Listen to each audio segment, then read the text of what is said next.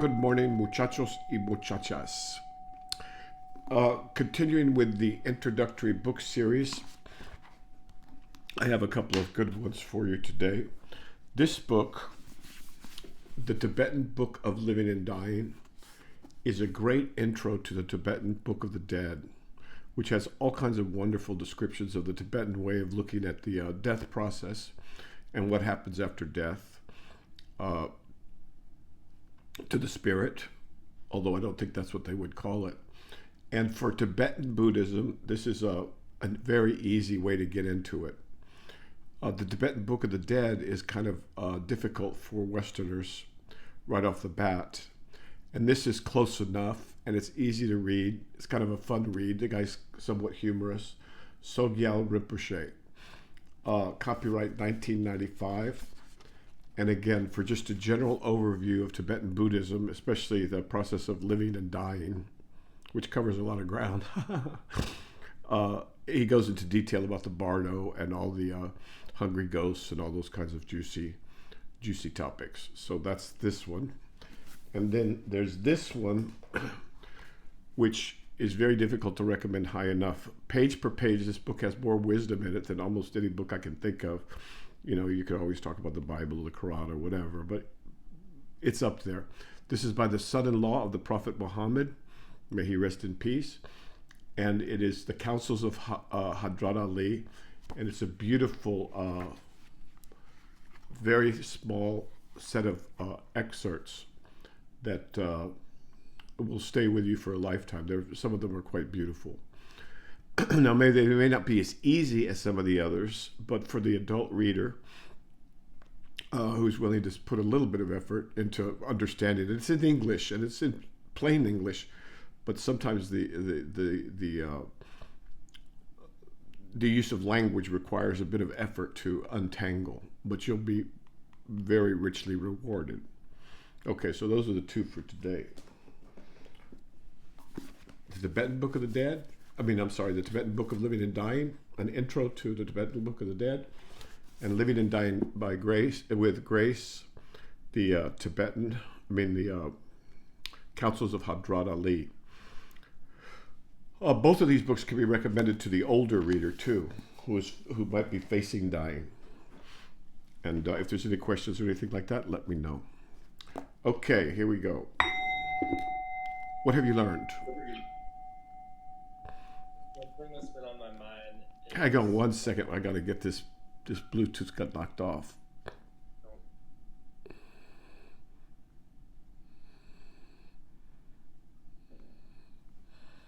Okay, count to three. 1, 2, 3.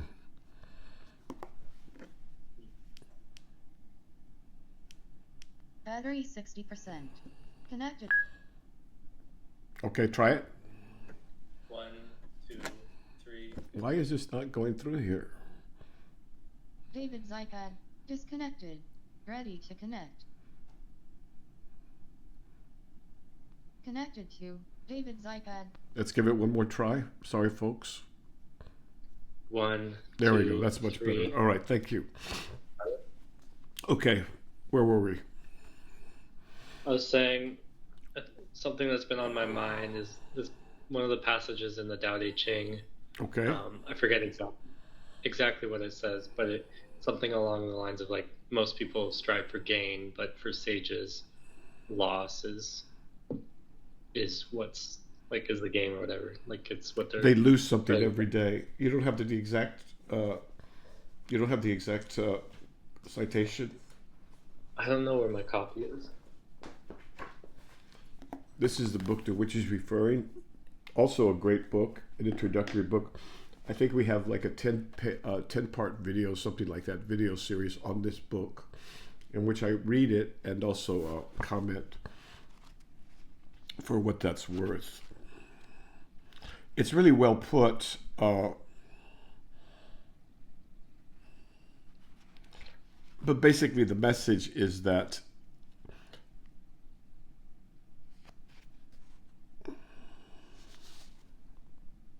well, here's something that's related.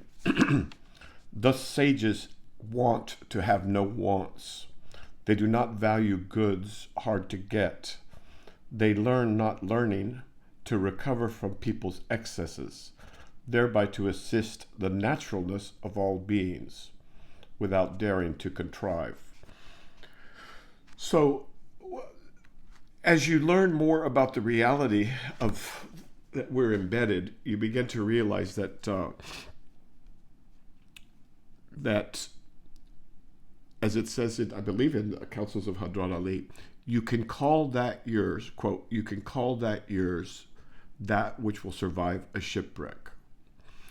So many of the things that we think are ours, even our very selves, are not ours. Right? Your house is not really yours. You're just living in it for a while. This planet is not really yours. You're just passing through. As you learn more about the reality, then you realize that less and less is actually yours. It's just there for you to take care of for a while, pretty much. And the same thing's true with learning. Many of the things that we learn, we have to discard later. As a matter of fact, almost everything we learn, we have to discard later. So for the ordinary man or woman, they want to acquire knowledge, whereas the sage is busy dropping knowledge because they know it's faulty, or it's provisional, or it's relative, or it's time limited, or it's, and with regard to possession, well, there's nothing that on this earth that you could possess, not a thing. And so living with that realization frees a person up from the pathological acquisitiveness of our culture. But it's not just our culture, obviously, because they were talking about it 2,500 years ago. So you learn not to be attached to things. This is the same thing as the Buddhist teachings of not being attached. And so day by day, the sage has less and less, especially in the way of certainty, but also in the way of just scraps of information, or let alone material possessions. Well, the thing I know with material possessions, like the more you have, the more you're worried about losing them. Or, correct. You know? And the sage realizes that, yes. Becomes like a liability or a source of stress. Yeah. And this is what very, very wealthy people complain of, that they become a prisoner to their wealth. Right. And I think Hadrat Ali, in this book, he says, but he talks about how, I can't find it right offhand, but he says that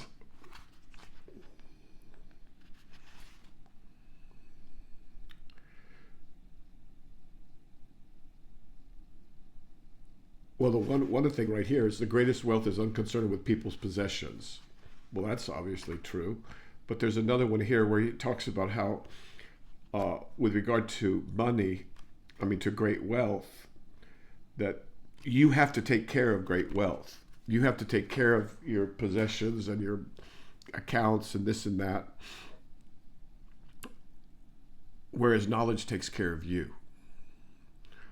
So you have to choose between wealth and knowledge. You would choose knowledge, because that will take care of you in your hour or days or of need, right? Whereas material things won't do that.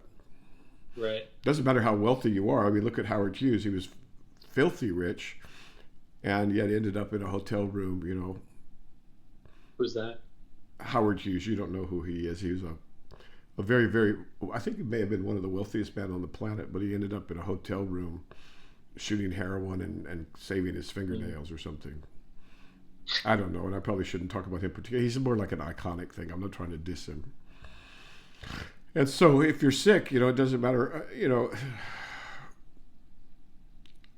just only fools put their stock in material things. You can call that yours, that which will survive a shipwreck. That's the Sufi aphorism. It's an important point, and it's lost. It gets lost a lot in America, but you can also get fabulously wealthy and find out what a pain in the butt it is. Because people are always coming after you, and then your wife divorces you because she wants half, and this and that, and it just goes on and on and on. People sue you all the time. It's not a happy situation like fame. Right. And so I've noticed in my mind just like kind of obsessing over like, oh, I need to make sure I'm insured for this and this, and oh, my investments need to be like this and this, and like trying.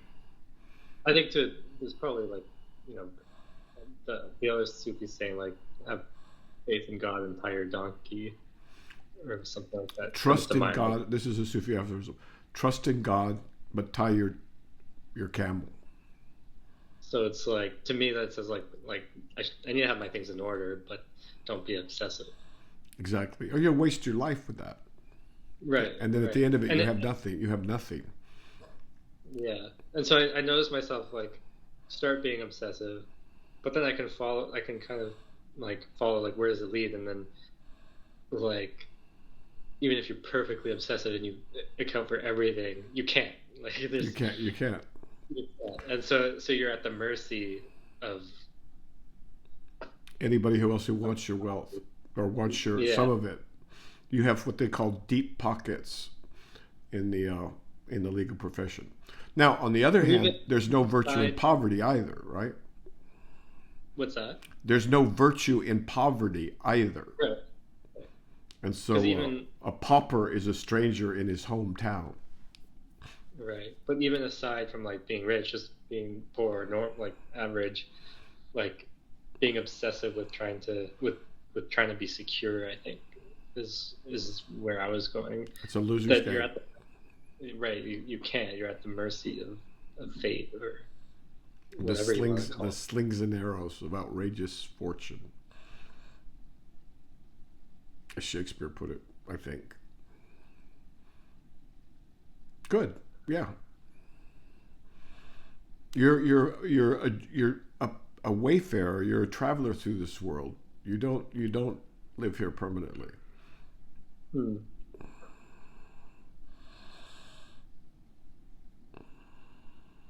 So it's all about, as the Taoists would put it, right? It's a matter of not too much, not too little. And we live in such a fabulously wealthy country. I mean, I'm speaking now of America in particular, fabulously wealthy, that we take it all for granted. That's what worries me about these guys. I don't want to get off into AI, but they say that, with AI, everybody will have everything they need. But then what happens within a year, people start to take that for granted, and they want more or they want different. And they'll find some way to differentiate. And, envy is a disease. Jealousy is a little milder, but it's a disease of the mind.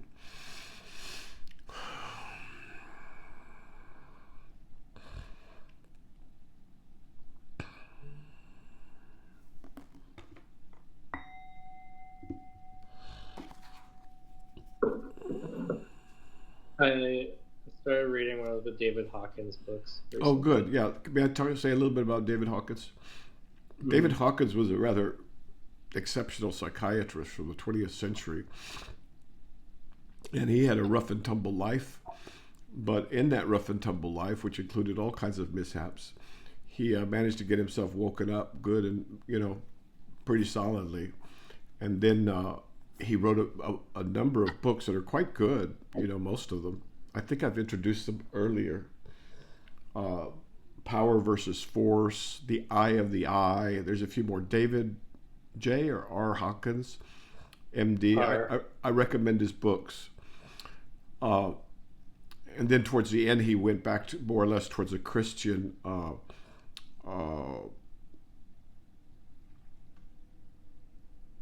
I don't know how to describe it. I don't want to say mythology. I don't want to say the Christian and the yeah, it's pretty much a Christian way of looking at a hierarchy beyond this hierarchy. And so I recommend that you read him and make up your own mind. But I strongly recommend him, especially to Christians, but to anybody, frankly. It's good stuff. He was quite a psychiatrist, quite a guy. So, I've got this one, Discovery of the Presence of God, Devotional Non-Duality. Which book is this? That's what it's called, discovery of the presence of God. Okay, discovery of the presence of God. Go on. It's a sick book. A non-dual what approach to Devotional non-duality. devotional non-duality. Yeah, so that's describes it. So he has more of a devotional approach, which is very powerful for some people, and nothing wrong with it. Towards the end, though, when you get into the more rarefied discoveries, I think that, I mean, and every man has a right, I suppose, to speculate as they see fit. I prefer not to speculate, at least at this point in my life. Mm. Yeah, and it's got like quite an eccentric style in a way. And Yeah, okay. It's eccentric, but there's a lot of things worse than that. with the calibration stuff. But Yeah. No, so that's something else. Now, he also was a kinesthesiologist, and there, I don't recommend that part of David Hawkins to people in general. If they're interested, they can go ahead and go into it, but I don't recommend that part per se. And I've spent some time thinking about it and trying it out and doing all kinds of things.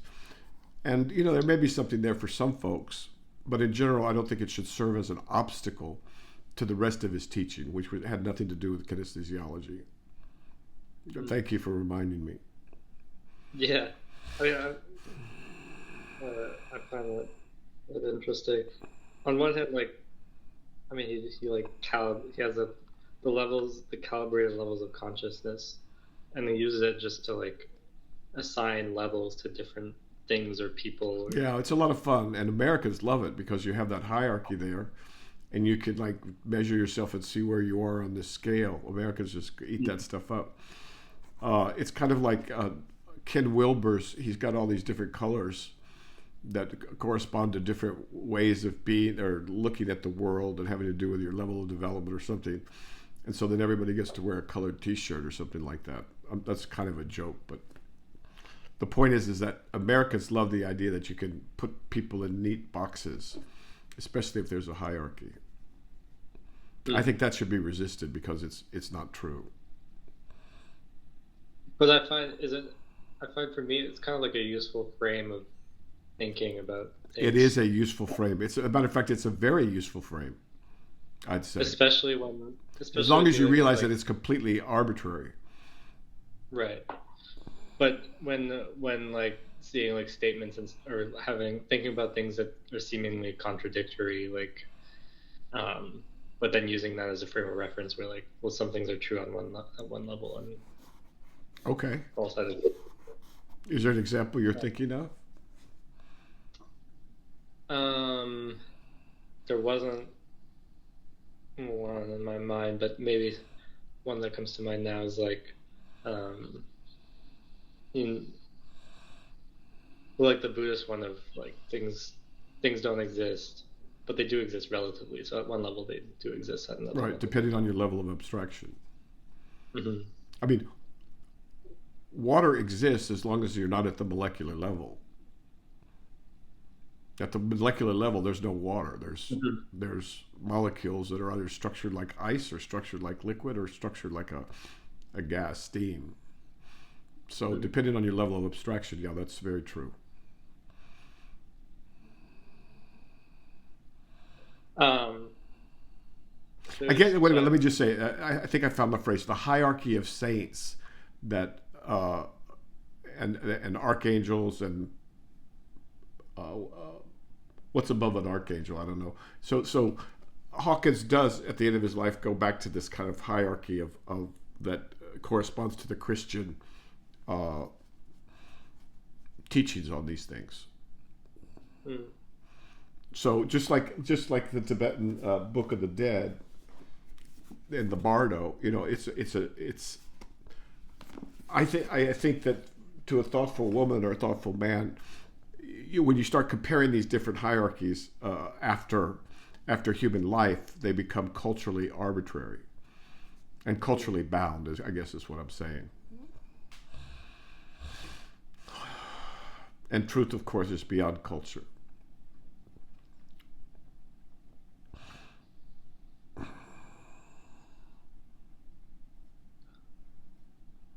Religion is not.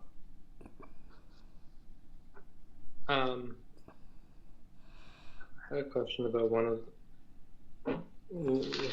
thing, well, a few things here, but one, he describes a few different meditations. And one of them is, he describes being relaxed and closing the eyes, and then Well, that in the sounds visual, good. So far, in the so visual, good. focus on what is witnessed and notice numerous tiny bits of dancing light phenomena, Okay. and then become at one with the lights and merge with the visual field. Okay, interesting. And then in due time, the context simultaneously begins to shift and deepen, and the separation between the witness and the observer disappears. One becomes the phenomenon, sans a localized observer. That's interesting. I've never heard. I mean, I think that's peculiar to him, but that'll work because you're identifying with the object of consciousness. Then after a while, since you're identified with that, you realize that, hey, wait a minute, the whole thing is consciousness. It breaks down the subject-object duality. But you could do that with your eyes awake, or your eyes open, and Right. the tree, or the sky, or better yet, the tree, the sky, the earth, the wind, all of it. Which is where you're going to end Right. up. Which is where you're going to end up. Experience is consciousness.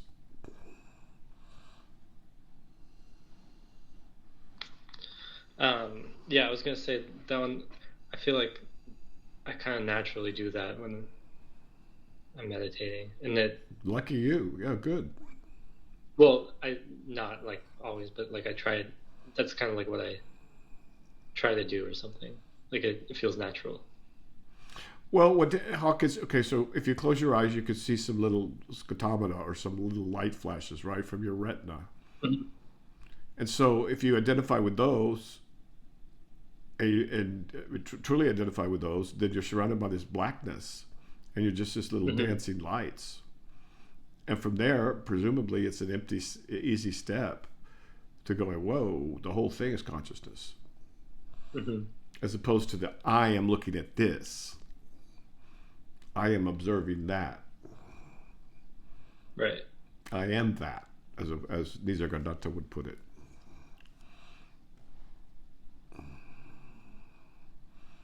But then there's no I and there's no that, so there's just experience. Mm. And the I drops out. The self drops out. And then you're just in another realm. Much closer to reality.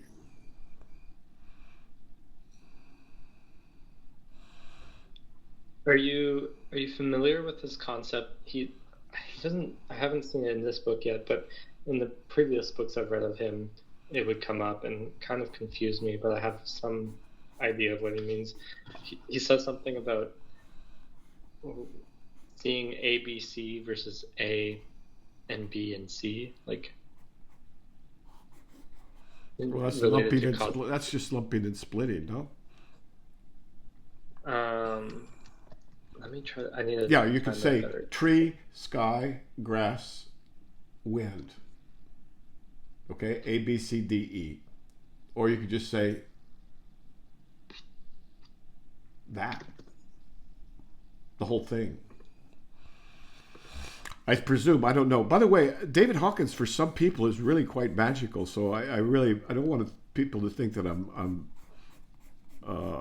not enthusiastic about the guy. I just think just with a few caveats that you could decide for yourself. So is that what he's trying to do? Is he tries to talk about how things can be lumped or split, but in reality there's only one thing, which is a paradox, because we say, well, how can it be one thing if you just name 5 things? And that's the paradox, depending on the level of abstraction. If Yeah, we're maybe. asleep and dreaming, if we're asleep and dreaming and we dream of a road and a car and a tree and a bird and a woman walking down the street, you could say that that's 5 or 6 different things. Or you could say it's all dream stuff. It's all the same stuff that dreams are made of. Yeah, I think he talks about it in terms of like causation. People think A causes B causes C. Yeah, but good luck in with that. reality, My favorite it's on that is David Hume. We have no evidence of what causation is. It's a big philosophical and scientific mystery. It's like time or space. We have no, or consciousness. We have no idea. how so. Like if we take, I mean, there's trivial examples. Like if I turn my computer off, this conversation will end, right? But who turned the computer off? Okay, let's say your arm did, right? Body. Who Yeah. told your arm to do that?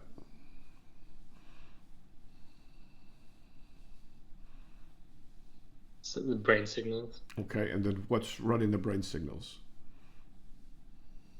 I mean, you can keep going, but like Exactly, this that's the forever, point. And you have to, philosophically or scientifically, you have to go back to the primary cause. And you could talk about stars moving in the sky, as much as anything else in terms of the actual causality, because you can't trace it back.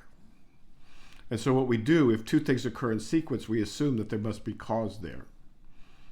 It's a big problem. I mean, it's kind of technical for this audience, but read David Hume on causation or anyone else for that matter. We don't have causation, just like we don't really have gravity. Well, we've got gravity a little bit, with curved space-time, but we don't have space or time. It's just one of those things. It's not given to us. So is this related? He talks about linear versus non-linear. Yeah. He loves that stuff. Yeah, he goes into exponential. And there is some truth that once you get to a certain point in your development, not only is there not non-regression, right? Because you can't, once you've gotten deep enough into truth, you can't go back.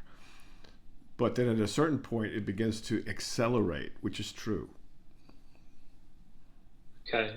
Exponentially. Can I read this intro where he mentions linear, non-linear? He says, spiritual evolution is supported by education and information up to the point where the intellect is no longer a primary tool as it is in ordinary learning. That's interesting. We just talked about that. Yeah, discursive knowledge is no longer the deal. Right. You need to learn things and then you need to unlearn them. The spiritual work then transitions from the mental, intellectual, conceptual, linear to the non-linear region of human consciousness, which relates more to context than to content and form or data. The transition is from the specific content to the quality of subjective experiencing itself. This major shift entails reliance on different qualities such as faith, intention, devotion, volition, and the will. Character traits are called into action, and attitudes are of greater practical use than specific ideas.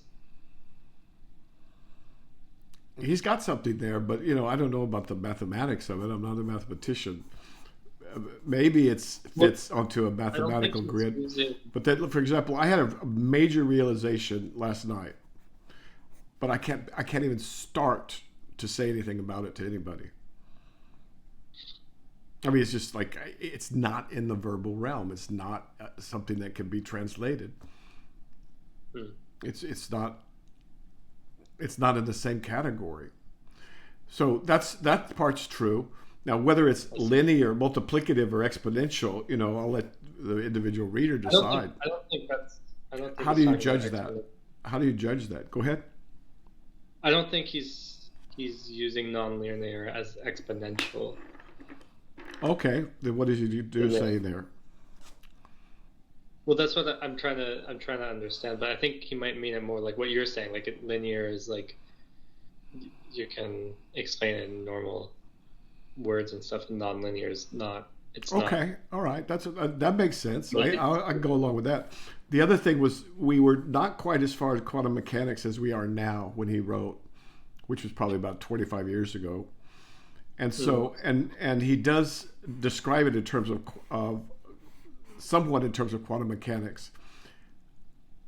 Again, different strokes for different folks. If that appeals to people, and it might, that's fine. But I don't think a physicist is going to say that we have any evidence one way or the other. But forget the physicist. The mystic also will say, well, yeah, that's fine, but why do you need to put it in terms of linear versus nonlinear, or linear or exponential or multiplicative? Why do you need to do that? But it's all right. I mean, right, the linear versus nonlinear, like for me, it brings up math, which is why it kind of confused me. But he also says spiritual evolution means moving from identification with content, which he calls the linear mind, to context, being nonlinear mind. Okay, if that's how you're going to define nonlinear, identifying with context, then if that's how he's defining it, then that's not mathematical at all. That's not particularly mathematical. I think those are just nice words for him to use, and he didn't have any others.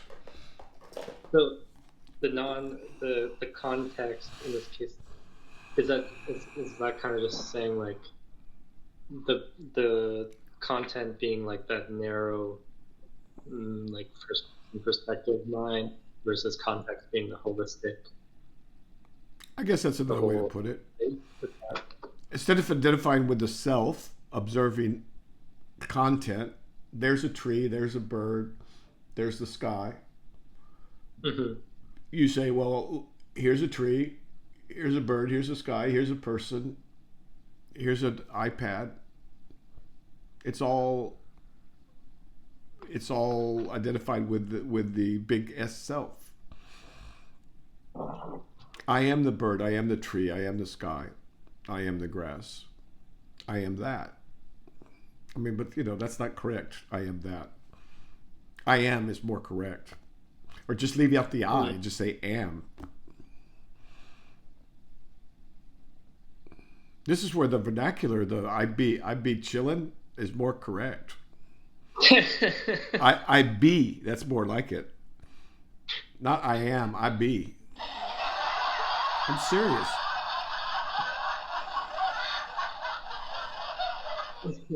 I be. And then just leave out the I be, being. Mm-hmm. Existence, experience, consciousness, all it is.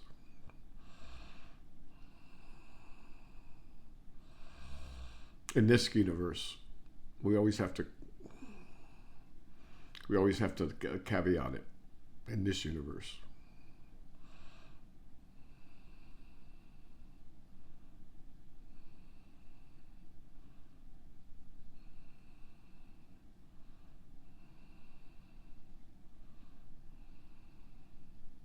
I have another question. Good.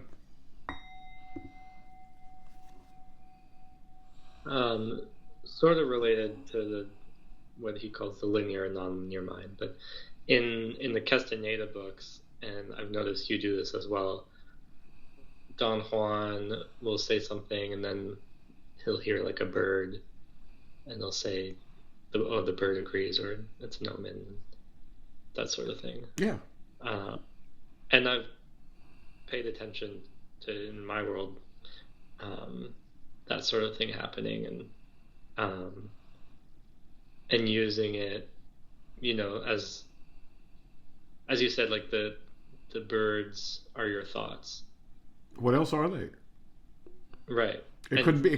Let me just put it this way: could it be in your, let's say, brain? Could it be in your brain if it wasn't a thought? Could it be in your conscious? That's what we call the objects of consciousness. We call them thoughts, right? Mm-hmm. So yeah, it's a thought. So from that perspective, it makes sense to like incorporate them in your, say, like decision making. Yeah, maybe just like you would. I mean, you have random thoughts sometimes, right? You don't necessarily incorporate those. You may disregard them. But if your mind is the sky, right? and a bird flies across your mind, then why not? You know, maybe it can help be helpful. But you have also random thoughts too, like about my foot itches or something like that.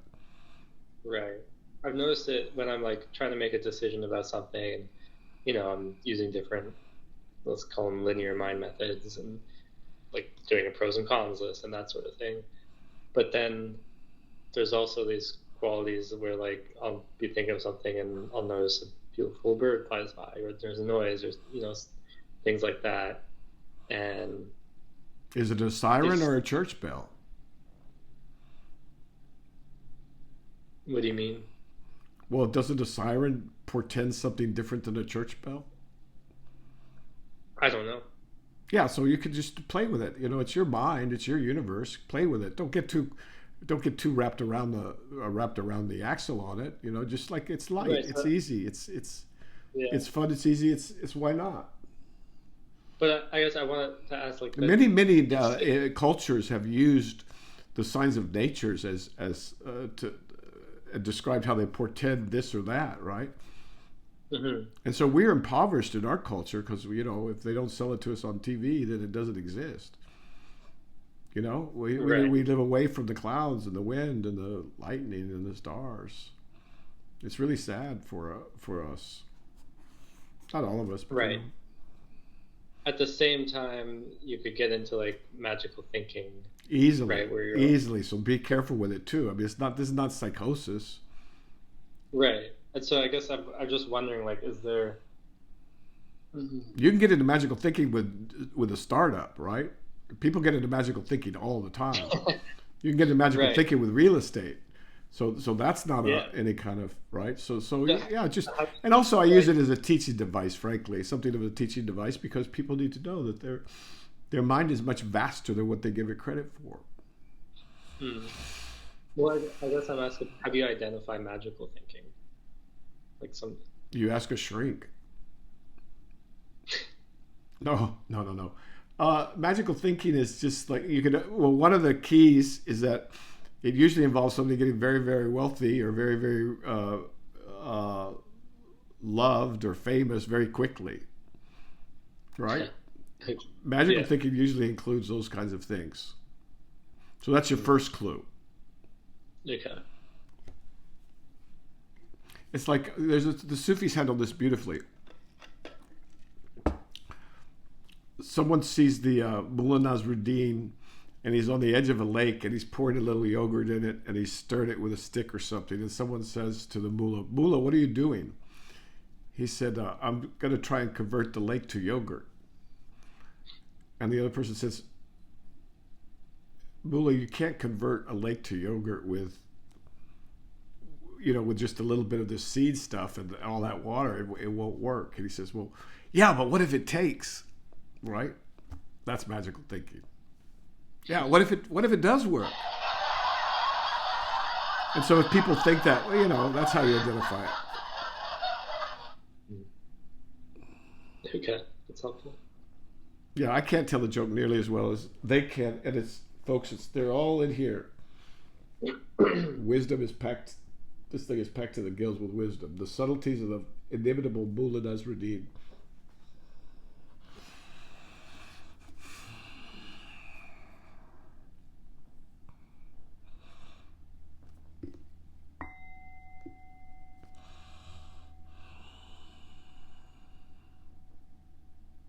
The other thing I've noticed, I've been sick this week, and whenever I'm sick, it's like I don't have the energy to do like usual practices. Like reading becomes a lot more difficult, and reading perhaps, but contemplation of your plight isn't difficult. True. And you have a different perspective on the human circumstance. Yeah. Someday you'll get sick and you won't get up. Right.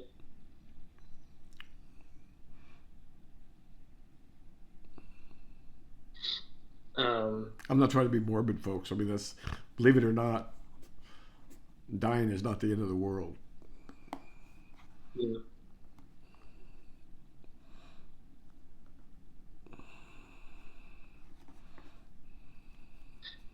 Right. I mean, I feel like being sick always brings that to mind.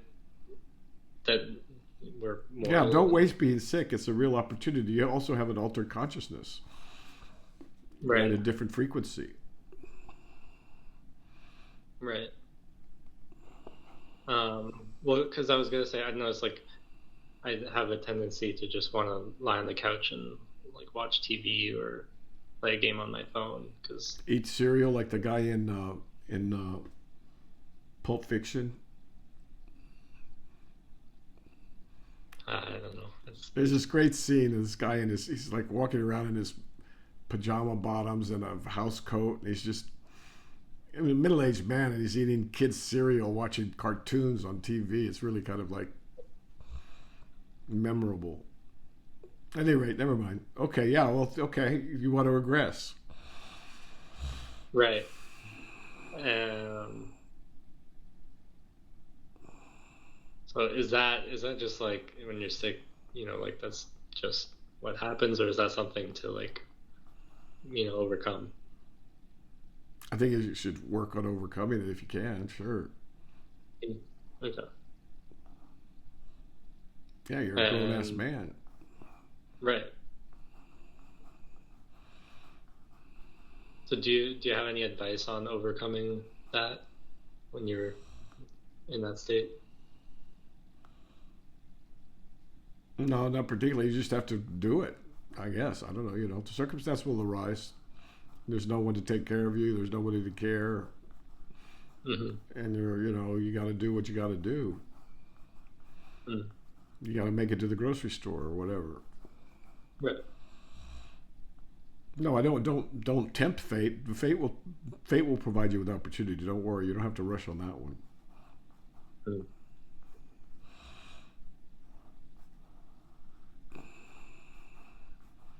Although these days, I guess you could just have them bring it to you or something like that. I mean, We're headed for a lot of trouble in that regard. Okay. And that, if your comment brings to mind that, yeah, we do have it really easy. I can just order whatever I want from my phone. I can do this. I can live in, everything's comfortable. That's what worries me about these guys who say that we're going to be in a utopia because everybody will be able to afford everything, and no one will have to do anything because the robots will bring it to them or whatever. They aren't taking into account the human capacity to take for granted what you have, right? Right. Well, I was reading something recently and I was talking about like people have done experiments with the universal basic income loads of times, but they always end the same, and people lack meaning, or they're not satisfied with their life if they're not working On something, yeah. on something. Yeah. And so having work, not like I'm working in a like low wage factory work or something is that great, but working on something and being able to provide for yourself is, I think that's pretty self-evident, one way or the other. The Buddha had everything. I mean, he had wine, women, song. He was the crown prince, and I think some of the Indian sages, same thing.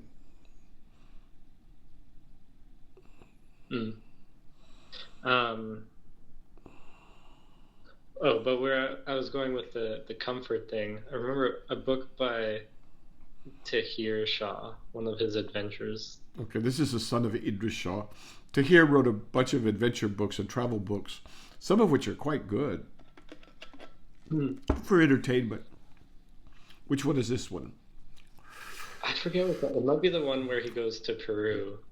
Okay, so that's Trail of Feathers, where he takes ayahuasca at the end and discovers what those hieroglyphs are for, those big glyphs. Mm-hmm. But he goes, before going on it, he's in some city and he needs a hotel, and This is before all the big ayahuasca hoopla that we have now. But go ahead. He finds like the worst hotel he can find, like the most uncomfortable, like the roof is half off. and Sounds like parts of Peru. Go ahead. I love Peru. but it sounds like the memory came out just because like it seems like he was purposely finding discomfort. Well, he's finding colorful places because he's writing, right? I mean, he's not going to go check into a hotel that looks exactly the same as one in London. If you're on an adventure, you're on an adventure. Plus, he probably has a budget too. Right. It's good for the spirit sometimes, especially when you're young. When you're young, you can sleep anywhere. Yeah. So I guess where I was going was like, is there value in like finding, like making yourself go through things that you don't have to, but just for the sake of? I mean, I don't know if you don't have to. If you're traveling rugged, I mean, some of those towns in Peru, they don't have better hotels.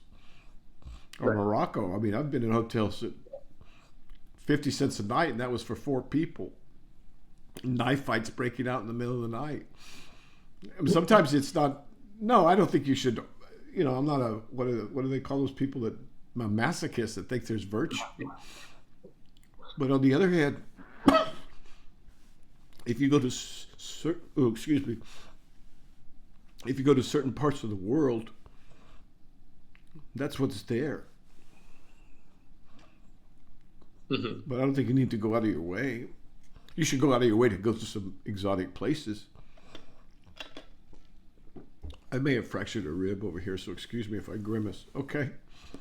How'd you do that? Coffee too hard.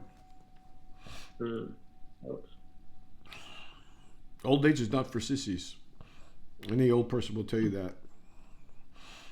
Okay. Anything else before we stop? Here's a quick one. Oh, read some Avatamsaka for folks, man. Go ahead. What? This should be a quick one, but in the David Hawkins books, he mentions how doing mantra is more effective when you do it in your head versus out loud. He says that? Just curious. Yeah. That's interesting. Okay. What I found was different than that, especially if there was especially if you're doing it with other people, but also alone. I found it, maybe he's right. I mean, it all depends. Try it and find out. You right? People are different. How long a mantra is he talking about, and in what language? I wonder. Yeah, I don't know. In Sanskrit, I find it better for them to be out loud. In English, I think maybe not out loud is better. All right, so pick something to read for folks. That'd be really nice. I've got this at page 57 right now. Which page? 57. All right.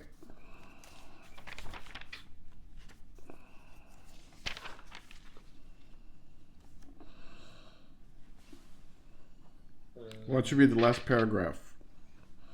Yeah. These enlightening beings had all in the past accumulated roots of goodness along with Vairocana Buddha, and were all born from the ocean of roots of goodness of the Buddha. They had already fulfilled the various means of transcendence, and their wisdom eye was thoroughly clear. They observed all times with impartiality. They were thoroughly purified in all states of concentration. Their eloquence was oceanic, extensive, and inexhaustible. They possessed the qualities of Buddhahood, were dignified and honorable. They knew the faculties of sentient beings and taught them according to potential and necessity. They entered into the matrix of the cosmos. Their knowledge was non-discriminatory. They experienced the liberation of the Buddhas, exceedingly deep and immensely vast. They were able to enter into one stage according to technical expediency, yet maintain the virtues of all stages, supported by the ocean of all vows, always accompanied by wisdom throughout the future. They had thoroughly comprehended the rarely attained vast secret realm of all Buddhas. They were familiar with the equal teachings of all Buddhas. They were already treading the Buddha's grounds of universal light. They entered the doors of boundless oceans of concentrations. They manifested bodies in all places and participated in worldly activities. Their memory power was enormous, and they assembled the ocean of all the teachings. With intelligence, eloquence, and skill, they turned the wheel which never turns back. The vast oceans of virtuous qualities of all Buddhas entered entirely into their bodies. They went willingly to all the lands in which there were Buddhas. They had already made offerings to all Buddhas over boundless eons, joyfully and tirelessly. In all places when the Buddhas attained enlightenment, they were always there, approaching them and associating with them, never giving up. Always by means of the vows of universal goodness and wisdom, they caused the wisdom body of all sentient beings to be fulfilled. They had perfected innumerable such virtues. Beautiful, thank you. So let me point out just a few points here, just for fun. One is, this is very beautiful to contemplate.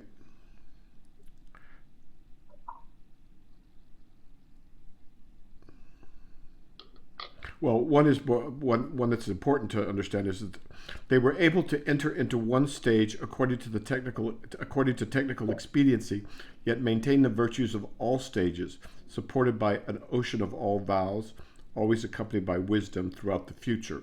So this is a reference to the 10 stages, which is a sutra within a sutra, and in the Mahayana, they describe a 10-stage progression of realization. Now these are stages, not states. So they're not. There's no woo-woo, or there's no like, oh, I see colors or whatever. This is the development of the person, of the psyche, or whatever you want to say. And so that's important to understand.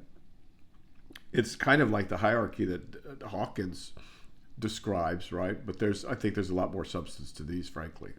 I know there's a lot more substance. And then secondly, they manifested bodies in all places and participated in worldly activities. So the Buddhas, you never know where they are. And it's like, is it a person that you run to? Is it a bird across the sky? The Buddhas are literally all here trying to enlighten us.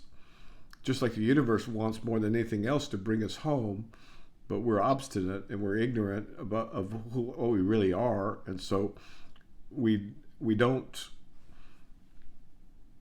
some of us don't make it home until we croak, and then, that's a whole different thing. And then the third thing was never giving up. It's important never to give up. Just keep going. And so, once again, the text is holographic. So, right, what we saw there was just elements of a larger picture that gets constructed to the psyche, and it's quite cosmic, both in its technique and its effect. Okay, sir, anything else before we stop? No, that's all. Okay. Adios. Take care. Adios. Get well soon. Yep. And keep working. Keep on trucking. Okay. Okay, sir. Good. Take care.